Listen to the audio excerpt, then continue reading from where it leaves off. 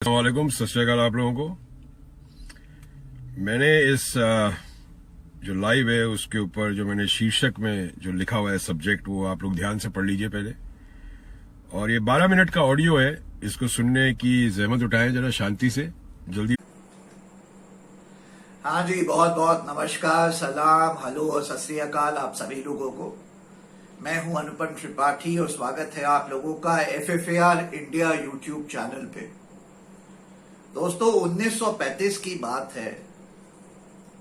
Russia के dictator Stalin ने organize किया एक प्रेस कॉन्फ्रेंस। एक रशिया के फार्म पे, मुर्गी का फार्म था वहां पे।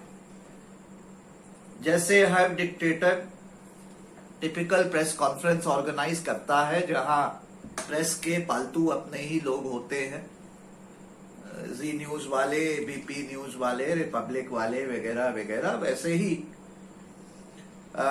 स्टालिन के भी जितने पालतू पेरोल्स पे जो न्यूज चैनल वाले रिपोर्टर वगैरह थे, सभी को बुला के रखा था। और स्टालिन से सवाल वही हो रहे थे जो स्टालिन ने ऑलरेडी लिख के दिए हुए थे कि ये पूछो। और स्टालिन अपना बढ़िया बढ़िया झूठ जो है जवाब देते जा रहे थे कि देखो रशिया कितना डेवलप कर गया, हमने ये किया, यहाँ पे इतनी बढ़ोतरी हो गई, यहाँ पे इतनी बढ़ोतरी हो गई, ये प्रोडक्शन बढ़ गया, ये हो गया, एग्रीकल्चर इतना बढ़ गया, इकोनॉमी इतनी अच्छी कर रही है, सब कुछ अच्छा है, ये हो गया, 5 ट्रिलियन इकोनॉमी होने वाली है, सुपर पावर हम लोग हैं, होने वाले हैं। सारा ड्रामा अपना रचते गए, कहानी सुनाते गए।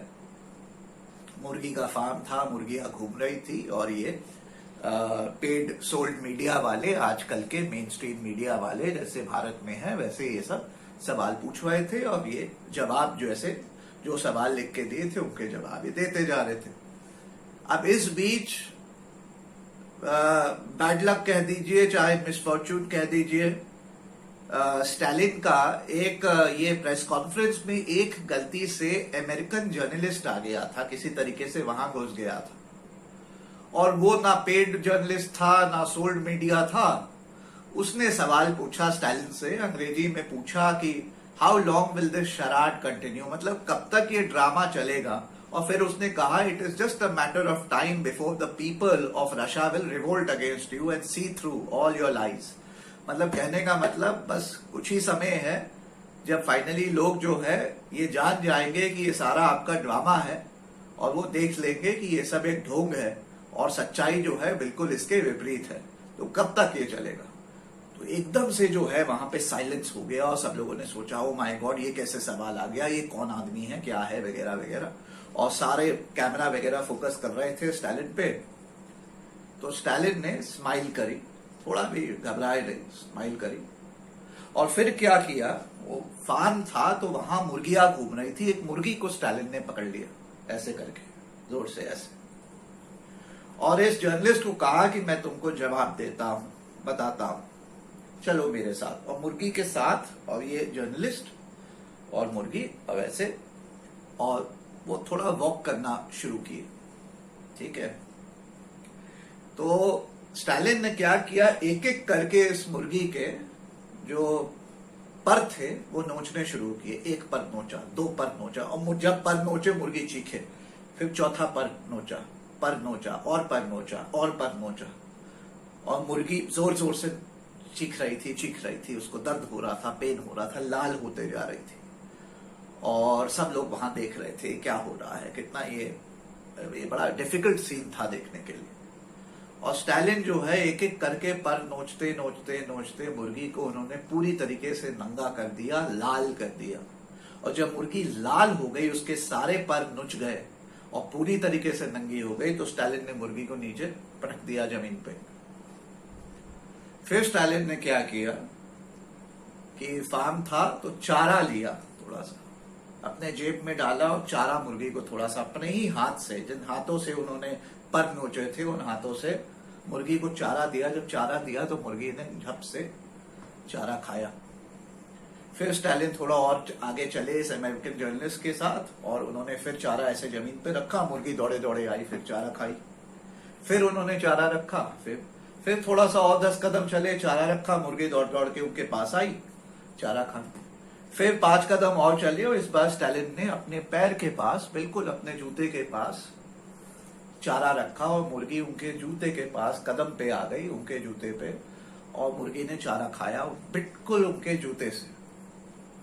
फिर स्टालिन ने उसी मुर्गी को पकड़ लिया, वापस अपने यहाँ पे बाह में उठाया और मुर्गी को ऐसे ऐसे उन्होंने सहलाया और अपने हाथ से चारा खिलाया और मुर्गी ने आराम से अच्छे से बिना चीखे, बिना कुछ हल्ला किए चारा खाया। और फिर स्टालिन ने मुर्गी को नीचे रखा और जहां स्टालिन जाए वहां वहां मुर्गी जाए। और जब ये पूरा हो गया उसके बाद स्टालिन ने अमेरिकन जर्नलिस्ट को जवाब दिया, कहा कि ये मुर्गी को देख रहे हो, ये मुर्गी पीपल हैं, लोग हैं, और ये लोग मुझे तब तक नहीं फॉलो करेंगे जब तक मैं इनको पूरी तरीके से नंगा ना कर दूं। और अगर मुझे डोमिनेट करना है, अपना शासन चलाना है, तो पहले मैं इनको पूरी तरीके से नंगा करूंगा, और एक बार जब मैंने इनको नंगा कर दिया उसके बाद मैं इनको थोड़ी सी रिलीफ दे दूंगा, थोड़ा सा खाना दे दूंगा, और ये मेरा खाना खाने के लिए मुझे फॉलो करेंगे, हेल स्टालिन करेंगे और मेरे फॉलोअर बन जाएंगे और मेरे प्रशंसक बन जाएंगे, और कल मेरे ही लिए ये लोग लड़ेंगे। इसको कहते हैं स्टालिन की डिक्टेटरशिप या स्टालिन की डेमोक्रेसी। और स्टालिन ने कहा जब तक मैं ये नहीं करूंगा और मुर्गी के मैं सारे पर नहीं नोचूंगा और मैं ऐसे ही मुर्गी को खाना देते रहूंगा और अपना काम करूंगा, तो ये मुर्गी सोचेगी कि ये साहब हो गई है, ये कभी खाना खाएगी, कभी नहीं खाएगी, इतराएगी, नखड़े करेगी। लेकिन एक बार मैं इसको पेन दूंगा और पूरे पर इसके नोच दूंगा और फिर मैं इसको खाना दूंगा, तो ये ऑब्लाइज्ड फील करेगी और मुझे अपना मालिक मानेगी और मुझे फॉलो करेगी, जहां मैं जाऊंगा मुझे फॉलो करेगी। दोस्तों, ये जो स्टोरी मैंने आपसे सुनाई ये एक रियल स्टोरी है 1935 की। स्टालिन के साथ ये हुआ था और ये स्टालिन ने किया था। इसी का एक और वर्जन है जो हिटलर वाली स्टोरी अक्सर गूगल वगैरह पे देखेंगे तो आती है कि हिटलर ने पार्लियामेंट में मुर्गी के साथ ये किया था। जांच पड़ताल पे पाया गया है, रिसर्च पे पाया गया है कि वो स्टोरी गलत है, लेकिन हिटलर की स्टोरी भी अक्सर सेम ये मुर्गी वाले एग्जाम्पल पे यूज की जाती है। इंटरेस्टिंग बात यह है कि ये 1935 की स्टालिन की डिक्टेटरशिप की रशा की स्टोरी है। आज हम लोग 2020 में हैं। समझदार को इशारा काफी है क्योंकि इस स्टोरी में शायद एक रिमार्केबल सिमिलैरिटी है। इसके आगे कुछ नहीं कहूंगा, समझदार को इशारा काफी है। क्यों? ये बड़ा ही सोचने वाला विषय है, गौर करने वाला विषय है दोस्तों, कि 73-74 साल हो गए हम लोगों को इंडिपेंडेंस मिले, आज भी रोटी, कपड़ा, मकान, 2 वक्त का खाना, ना रोड है, ना अस्पताल है, ना एजुकेशन है, ना इंफ्रास्ट्रक्चर है, ना बेसिक वैल्यू और डिग्निटी ऑफ ह्यूमन लाइफ है। आज भी इन चीजों से हम जूझ रहे हैं। जो भी नेता, जो भी पार्टी पावर में आती है, पहले बड़े बड़े आपको ड्रीम्स देती है, दिखाती है, 15 लाख वापस आएंगे, 2 करोड़ की जॉब्स दे दूंगा, 100 स्मार्ट सिटीज वगैरह वगैरह। उसके बाद कन्वीनियंटली पावर में आते ही सब भूल जाते हैं। जो आपका ऑलरेडी हक था, जो आपको इंडिपेंडेंस मिले 10 साल, 15 साल, 20 साल के अंदर ऑलरेडी मिल जाना चाहिए था, बेसिक चीजें, excellent health care, excellent infrastructure, excellent education, value of life, dignity of labour, minimum wage, job guarantee वगैरह वगैरह, जो बेसिक आपके हक हैं, जो आपको हर डेमोक्रेसी में और इंडिपेंडेंस मिले 10-20 साल में मिल जाने चाहिए, वो 73 साल बाद भी आज भी आपको नहीं मिले हैं। और जो भी पार्टी पावर में आती है बस उसका झांसा आपको दिखाती है, अच्छे दिन दिखाती है, और उसके बाद पावर में आके भूल जाती है। फिर अगली पार्टी आती है, कहती है हम देंगे, वो आ जाती है, उसको जब पावर मिलता है तो वो भी यही करती है। जो आपका ऑलरेडी हक है पहले उसका ये झांसा दिखाते हैं तो आप उनको पावर में लाते हैं। उसके बाद 4 साल ये लोग जो ऑलरेडी आपके पास होता है, आपका हक है, वो आपसे छीनना शुरू करते हैं और फिर 1 साल या 6 महीने कुछ देने लगते हैं। ये जो मुर्गी वाली स्टालिन की मैंने स्टोरी सुनाई, ये आज हिंदुस्तान में और हर जगह जहां करप्ट सिस्टम्स हैं और डेमोक्रेसी के नाम पे डिक्टेटरशिप चल रही है, वहां यही चल रहा है।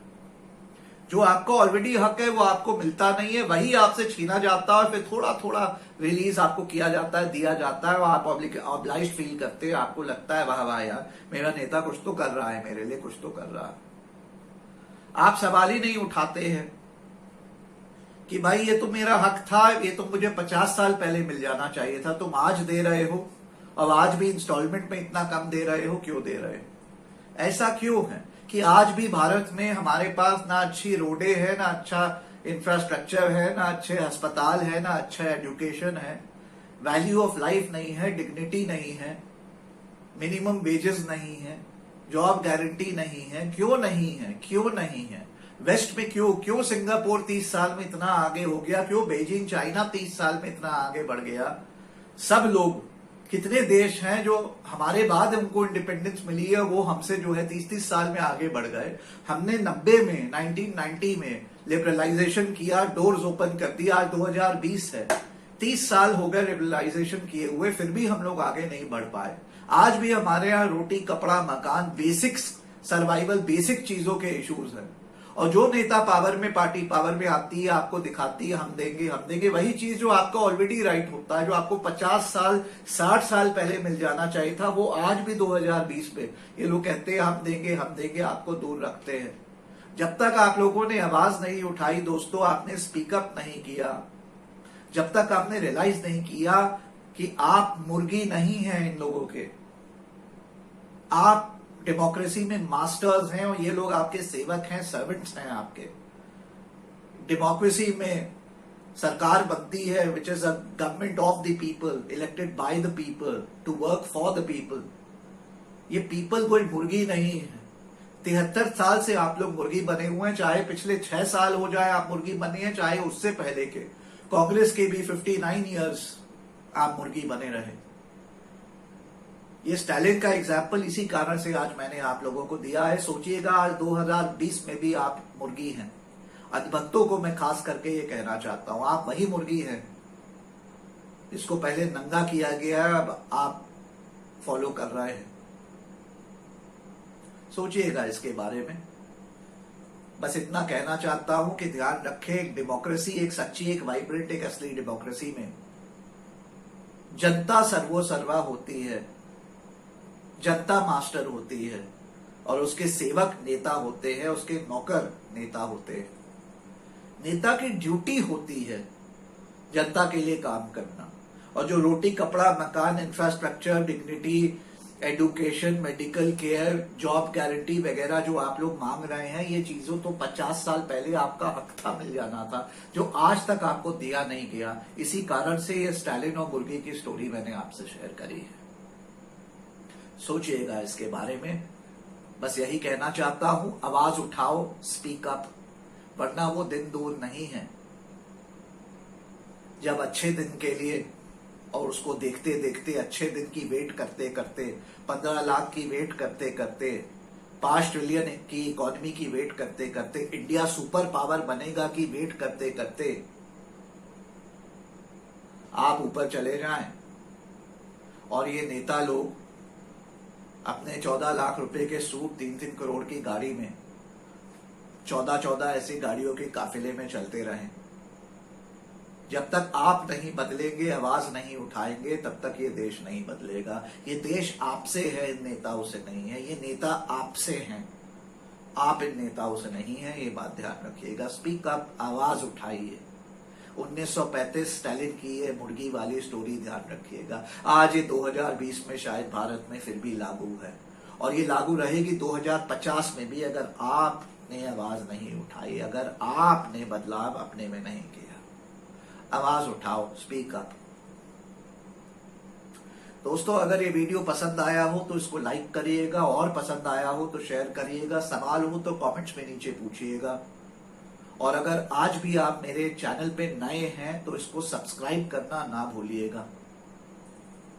अगर आप FFAR इंडिया, जो कि एक 100% चैरिटी है, जो political activism, social activism, environmental activism, animal rights activism के लिए काम करती है, आप हमारे काम को अगर सपोर्ट करना चाहते हैं दोस्तों, तो ये ऊपर येलो में नंबर आ रहा है, हमारा पेटीएम नंबर है 9599349269। I repeat 9599349269। इस नंबर पे आप पेटीएम कर सकते हैं। बूंद बूंद से समुंदर बनता है। 20 रुपए, 50 रुपए, 100 रुपए, चाहे 2 लाख रुपए, जैसी भी जितनी भी राशि हो आपके पॉकेट के अनुसार आप इसमें डोनेट कर सकते हैं। जो भी आप डोनेट करेंगे वो डोनेशन की 50% तक आपको टैक्स बेनिफिट एग्जेम्पशन मिलेगी। FFAR इंडिया एक 12AA and 80G exempted income tax exempted संस्था है, जो कि इनकम टैक्स डिपार्टमेंट ने एक 100% चैरिटी की तरह रिकॉग्नाइज किया है FFAR इंडिया को। इसी के साथ दोस्तों इस वीडियो को समाप्त करता हूं। जुड़ने के लिए बहुत बहुत शुक्रिया। जय हिंद और जय भारत। और फिलहाल हमारे साथ स्टूडियो में मौजूद है अनुपम त्रिपाठी, जो कि सुप्रीम कोर्ट के एडवोकेट हैं, साथ ही Anil Bharat. We have Anupam Tripathi, who's a lawyer and a consultant and an advocate with the Supreme Court. He's also an animal rights activist. और अनुपम Tripathi ji animal rights activist हमारे साथ हैं। Anupam Tripathi, lawyer and animal rights activist, joining us in our studio. Now we have another advocate who's joining us all the way from Delhi, Anupam Tripathi. Anupam, thank you so much for taking your time and joining us on this heated argument that we are having with regard to animals and their rights. इसके अलावा हमारे साथ मौजूद हैं अनुपम त्रिपाठी जी, पशुओं के अधिकारों की बात ये रखते हैं सामने, एनिमल राइट एक्टिविस्ट हैं। बहुत बहुत स्वागत है आपकी। के लिए हमारे साथ स्टूडियो में मौजूद हैं अनुपम त्रिपाठी, जो कंज्यूमर लॉयर हैं। आपका स्वागत है हमारे स्टूडियो में। First and foremost, cattle includes cow, bulls and buffaloes, right?